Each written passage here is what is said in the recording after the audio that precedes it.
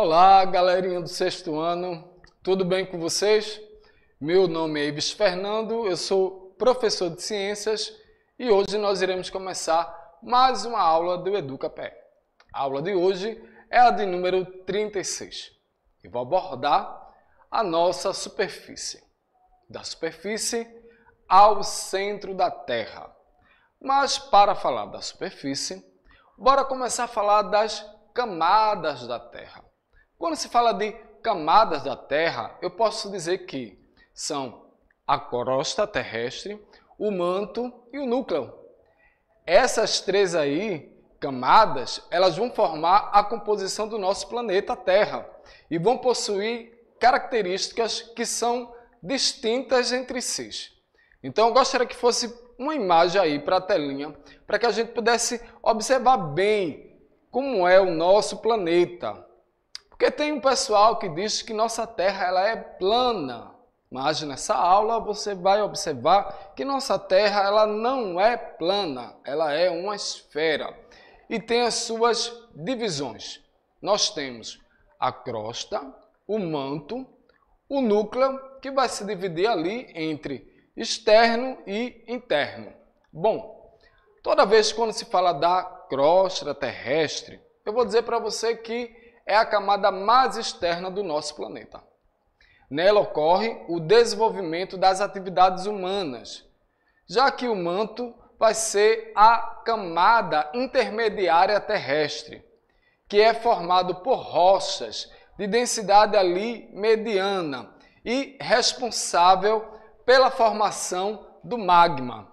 Por fim, o núcleo é a camada mais interna do nosso planeta, sendo formado basicamente por ferro e níquel. As camadas da Terra, em especial, principalmente o manto e o núcleo, ainda são poucos conhecidas pela ciência, uma vez aí que suas características naturais, além das limitações técnicas dos equipamentos humanos, não permitem a sua exploração aí por completo. E eu pergunto aí para vocês, quais são as camadas da Terra? O nosso planeta Terra ele vai possuir três camadas. A primeira camada vai ser a crosta terrestre, a segunda, o manto e, por fim, a terceira, o núcleo. E no caso do manto e do núcleo, eles ainda podem ser divididos em manto superior e inferior, assim como o núcleo externo e o núcleo interno. Essas divisões aí irão ocorrer em razão da grande espessura dessas camadas e pelas particularidades que caracterizam aí cada uma delas. A ilustração abaixo mostra justamente a divisão dessas camadas da Terra. Coloca aí na telinha para a gente ver essas divisões aí. Nessa divisão aí você pode ver a nossa crosta terrestre, que tem ali entre 8 e 40 quilômetros. O manto superior, que vai ter ali 600 quilômetros. O manto inferior, 2.250 quilômetros. Isso aí, pessoal, eu estou falando da espessura. Quando eu estou falando da espessura, eu quero que você imagine uma piscina. Aí, de repente, você vai dar aquele mergulho na piscina e você pensa, qual seria a profundidade da piscina? É justamente essa questão aí da espessura das camadas da Terra. Então, a gente tem a crosta terrestre, que tem uma espessura de 8 a 40 quilômetros, o manto superior de 600 quilômetros, o manto inferior de 2.250 quilômetros e depois a gente vai para o núcleo externo, que tem 2.250 quilômetros e o núcleo interno com 1.300 quilômetros. E falando das camadas, né, quais são essas camadas da Terra, eu posso dizer que o estudo dessas camadas, comumente empregado aí na geografia e também na biologia, como na geologia, ele é realizado por meio de sondagens subterrâneas. Porém, como é sabido, a grande espessura das camadas, assim também como as dificuldades técnicas de exploração, irão ali impossibilitar um maior conhecimento dessas estruturas, em especial aí o do manto e o do núcleo. Desse modo aí, gente, os cientistas eles procuram alternativas viáveis para uma melhor compreensão das camadas terrestres, como o estudo das ondas sísmicas internas do nosso planeta, que irá permitir, a partir ali das suas medições e análises, traçar hipóteses. Hipóteses sobre o quê? Sobre a formação, sobre a espessura, a composição ali de cada uma dessas camadas. Bora agora falar especificamente da nossa crosta terrestre. Quando falo da nossa crosta terrestre, ali eu posso dizer que vai ser a camada mais externa do nosso planeta Terra. Quando eu falo de camada externa, é a que fica por fora, é justamente onde você está, ok? Ela é considerada a camada terrestre mais importante, uma vez que, na realidade, é na crosta que são desenvolvidas as atividades humanas, como são registradas as ocorrências dos diferentes fenômenos geográficos. Ela, na verdade, é a menor camada em espessura, isso quando comparada com as demais.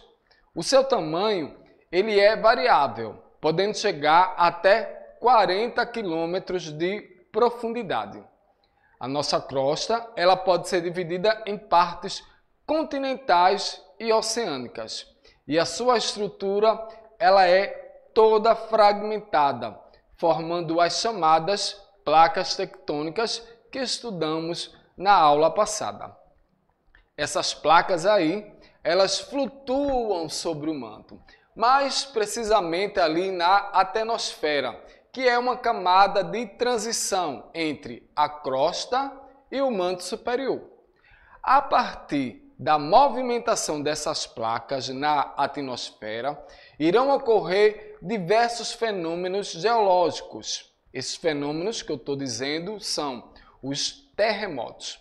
A separação entre a crosta terrestre e o manto ela é dada ali pela descontinuidade de Morovic, que também é chamada de morro, ou simplesmente descontinuidade M, que é a fronteira entre a crosta e o manto terrestre.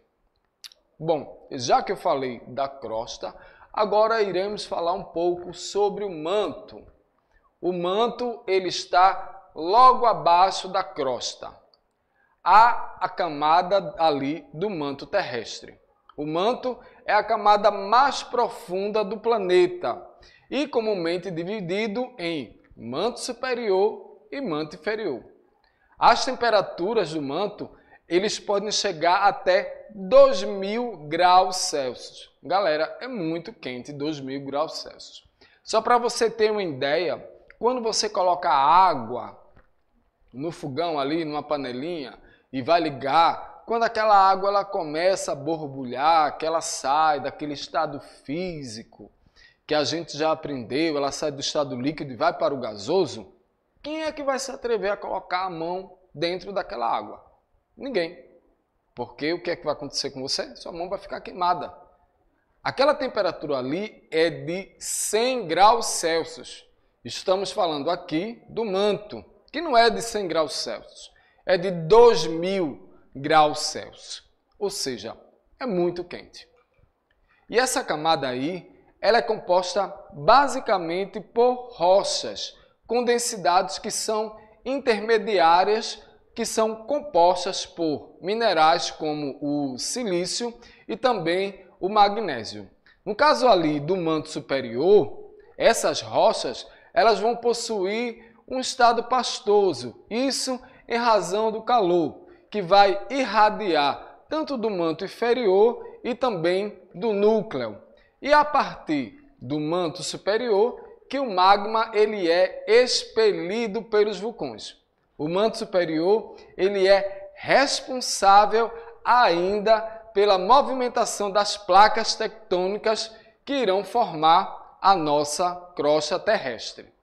Já em relação ali ao manto inferior, a sua estruturação é basicamente líquida, uma vez que as rochas que estão presentes nessa camada aí, elas se dissolvem, isso em razão do calor que está proveniente do núcleo.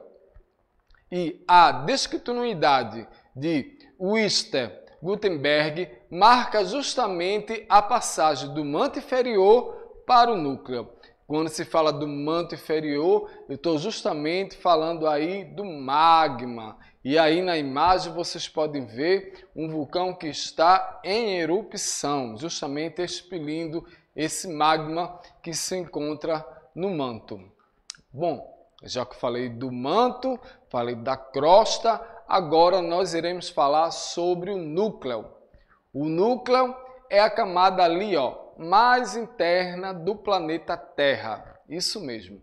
Ele é basicamente formado por ferro e níquel, sendo dividido em núcleo externo e também o núcleo interno.